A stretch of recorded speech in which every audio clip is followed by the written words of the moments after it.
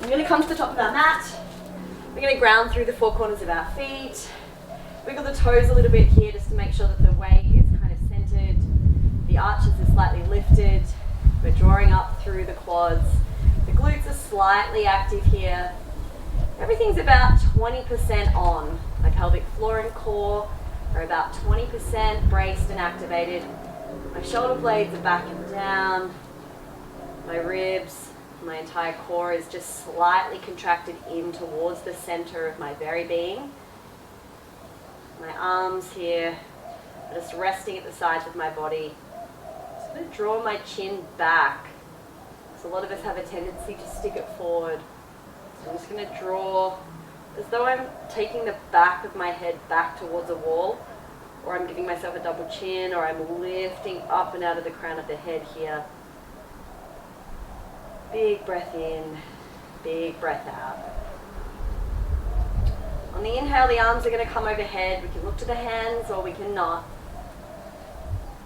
And then on the exhale, we fold, we bend the knees, we flex at the hips, and we let the head go. Hands plant down. We keep the knees really nice and bent here so that we've got contact between the quads and the abdomen. And then we let the head go here. We're not holding the weight of our head by gripping through our neck or our jaw. Really soften here. And then we start to press some of the weight into our hands, and then we bring our hands to a halfway lift position, so that's onto our shins. Maybe you can take your hands to your hips here.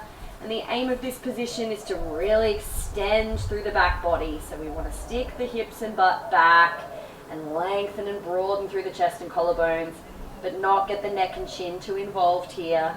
So keep the back of the neck nice and long. Shoulder blades roll down the back.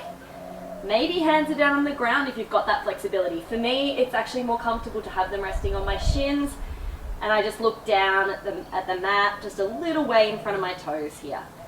And I work, the action is to work to open the chest here. So from that rounded position that we get from all the feeding and rocking and holding and wearing and pushing, okay, we really want to actually work to counteract that. Okay, it doesn't mean I'm going like this, but I'm imagining and visualizing that I'm moving my back body through my front body, just in my chest and thoracic, not in my neck and shin. All right, that's enough of that. We bring our hands down to the ground and we release the upper body completely again. Plant the hands. We're going to step the right foot back or the left. You know, you can go either one. Today we're going to go right back and then we're going to go left back. And we can drop knees now or we can stay up. We're in a plank position here.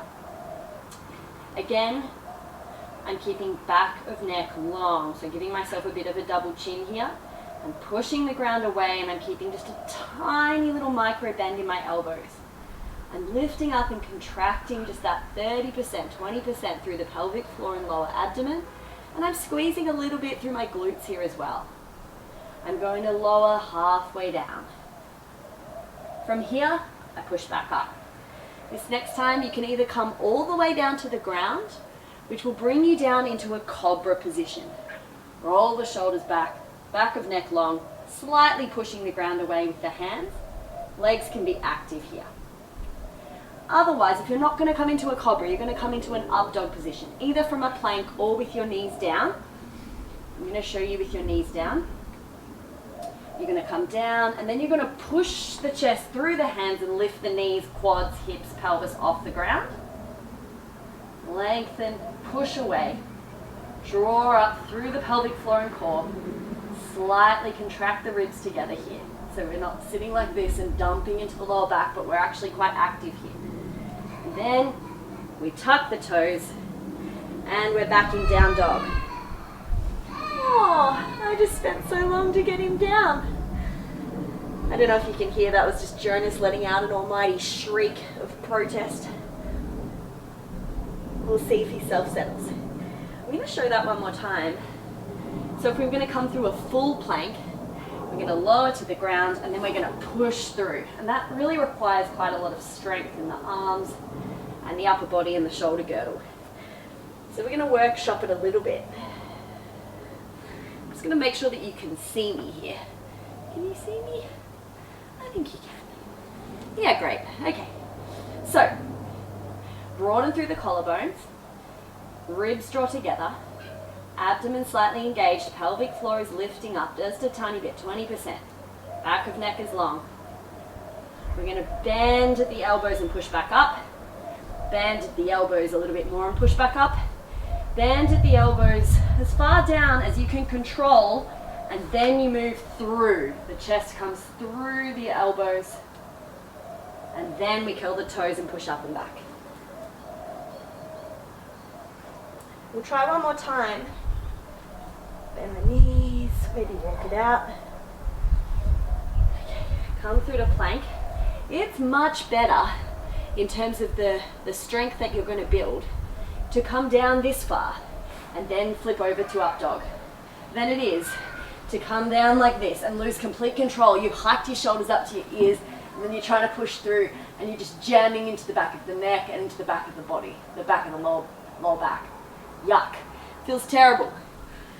Okay, so if that's kind of what ends up happening, drop the knees and come down just a little bit and then come through to up dog, or stay up but only drop just a little bit and then come over and then back.